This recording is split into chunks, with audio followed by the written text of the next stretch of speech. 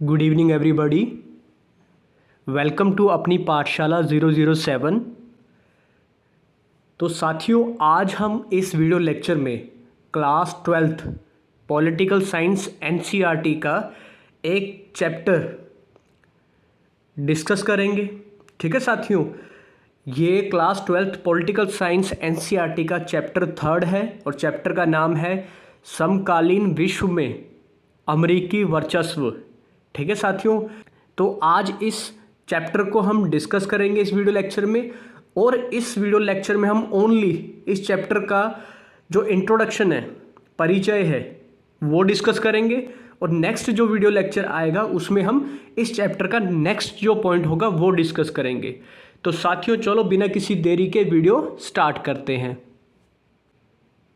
तो साथियों, परिचय में सबसे पहला जो पॉइंट है वो ये है कि जब शीत युद्ध खत्म हो जाता है, ठीक है, जैसे कि आप जानते हो कि जब कोल्ड वॉर एरा, शीत युद्ध का जब दौर होता है, ठीक है, तो दो महाशक्तियां होती हैं विश्व में, एक यूएसए और एक यूएसएसआर। यूएसएसआर को कौन लीड करता है? रशिया।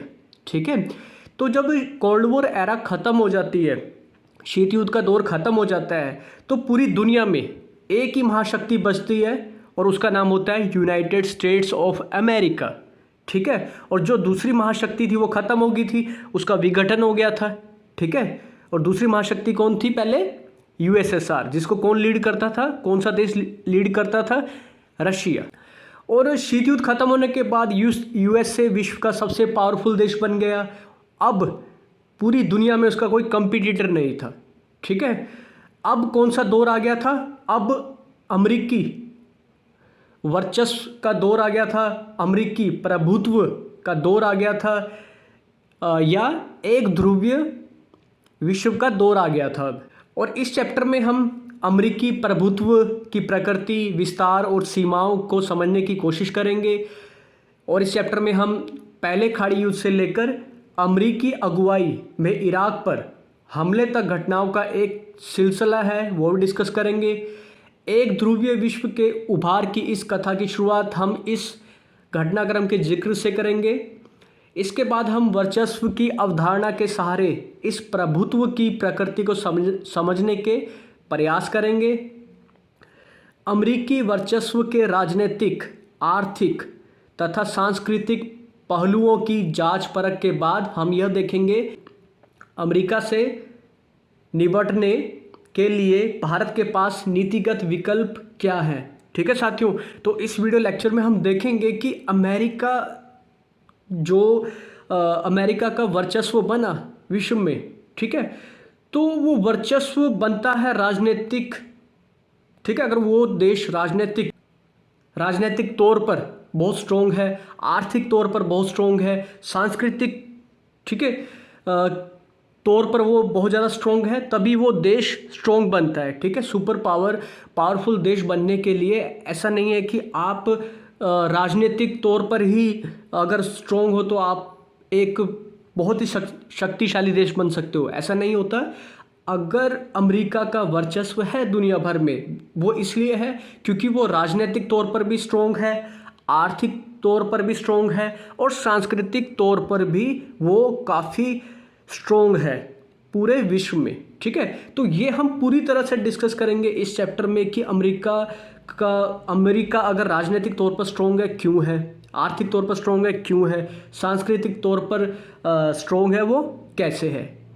ठीक है साथियों, नेक्स्ट है कि इस चैप्टर के लास्ट में हम इस बात पर भी विचार करेंगे कि अमेरिकी वर्चस्व के सामने क्या कोई चुनौती आन खड़ी है और क्या अमेरिकी वर्चस्व से उभरा जा सकता है। ठीक है, ये भी काफ़ी इंपॉर्टेंट पॉइंट है जो हम डिस्कस करेंगे इस चैप्टर में। ठीक है, ऐसा तो आपने देखा है कि ऐसा नहीं होता कि हमेशा एक ही देश पावरफुल बना रहे। कभी इंग्लैंड का दौर था, कभी इंग्लैंड भी एक शक्तिशाली देश होता था, काफ़ी दुनिया के काफ़ी देशों में उसने भी राज किया था। ठीक है, अब अमेरिका की बारी है। ठीक है, अमेरिका भी हर बार उसी का दुनिया में राज चलेगा ये भी ज़रूरी नहीं है। ठीक है, तो उसके सामने भी चुनौतियां अब आ रही हैं धीरे धीरे। और इस चैप्टर में हम यूनाइटेड स्टेट्स ऑफ अमेरिका की जगह जो सबसे फेमस वर्ड यूज़ होता है यूएसए के लिए, यूनाइटेड स्टेट्स ऑफ अमेरिका के लिए, वो सिंगल वर्ड है अमेरिका। ठीक है, वैसे अगर देखा जाए तो अमेरिका शब्द नॉर्थ अमेरिका महाद्वीप के लिए भी यूज़ होता है। ठीक है, और साउथ अमेरिका, दक्षिण अमेरिका महाद्वीप में भी ये शब्द, ये वर्ड यूज़ होता है। पर अमेरिका का जो वर्चस्व है, उसका एक जो दबदबा है, उसकी वजह से ये जो वर्ड है वो स्पेशली किसके लिए यूज़ किया जाता है? यूएसए के लिए। ठीक है, यूनाइटेड स्टेट्स ऑफ अमेरिका के लिए। ठीक है साथियों, तो साथियों इस वीडियो लेक्चर में इतना ही। नेक्स्ट वीडियो लेक्चर में हम इस चैप्टर का, ठीक है, इस चैप्टर का जो नेक्स्ट टॉपिक है वो डिस्कस करेंगे। तो मिलते हैं नेक्स्ट वीडियो लेक्चर में। वीडियो देखने के लिए आपका बहुत बहुत धन्यवाद।